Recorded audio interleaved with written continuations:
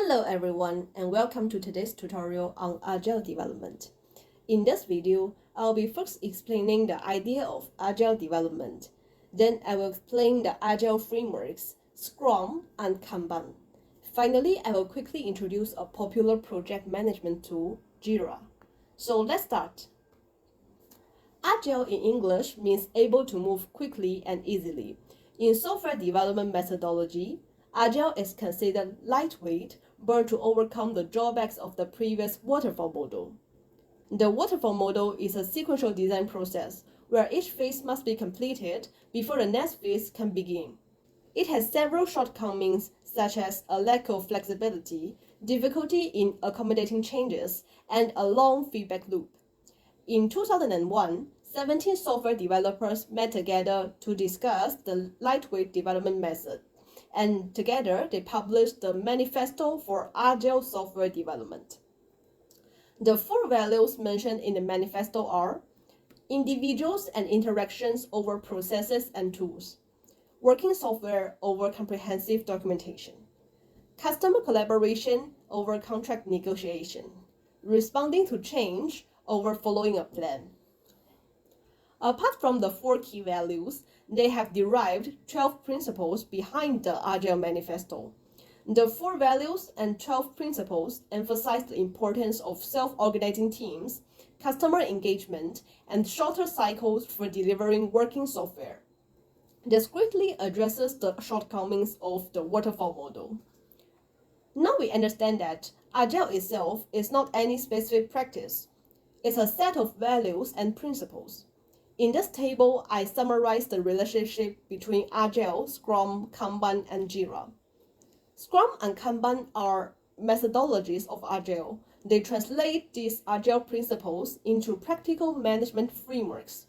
So if the Agile Manifesto is what to do, then the Scrum and Kanban are how we do it.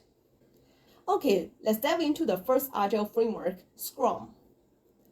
The Scrum team is the core of the Scrum framework, demonstrating the Agile value of individuals and interactions. A Scrum team typically consists of no more than 10 individuals, comprising three roles: the Scrum Master, Product Owner, and developers. Product Owner, who communicate the product goal and roadmap with stakeholders and defines what features need to be implemented in the product.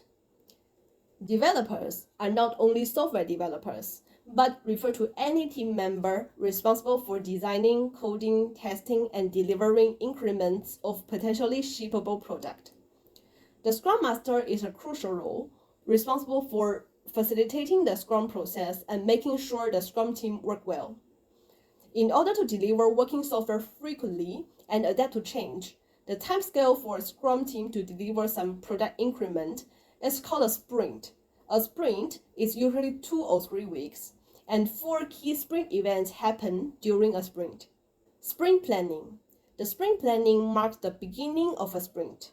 The Scrum team plans the work to be done during the sprint, including what can be delivered and how the work will be achieved. Daily Scrum, or called stand-up. This is a daily meeting where Scrum team synchronizes activities and creates a plan for the next 24 hours. Each team member shares what they worked on yesterday, what they plan to work on today, and any obstacles they encountered. Sprint review and sprint retrospective. They both held at the end of sprint and to review what have been done during the sprint.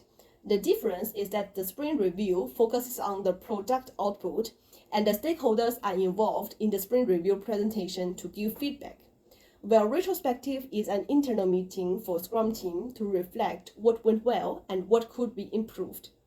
Abstracting into Agile values, the sprint review is reflecting the value of customer collaboration, while retrospective's value is more about individuals and interactions. Except the potentially releasable product increment, there are two backlogs as Scrum artifacts: the product backlog and the sprint backlog. The product backlog is a prioritized list of all desired features, enhancements, bug fixes, and other work that needs to be done on the product. It represents the entire scope of work for the product. While for each sprint, The developers in the Scrum team will select a subset of the items from the product backlog and commit to complete within next sprint based on the resources and capacity. So these selected items make up the sprint backlog. We have covered about 3 roles in the Scrum team: the concept of sprint and 4 key sprint events, and also the 3 artifacts, including 2 backlogs and the potentially releasable product increment as the output. So now let's move to the Kanban. In contrast to Scrum, which has explicit timescales and team composition requirements, Kanban, which means a signboard in Japanese, is a visual work management system that provides a clear representation of the work progression within a process. Therefore, the first core practice of Kanban is to visualize the flow of work. In this Kanban board, we see the stories are shown as cards in different columns.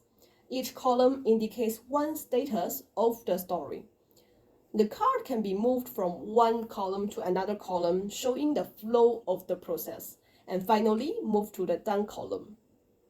Kanban encourages the continuous flow of the process, and hence one practice of Kanban is to set a limit on the work in progress items.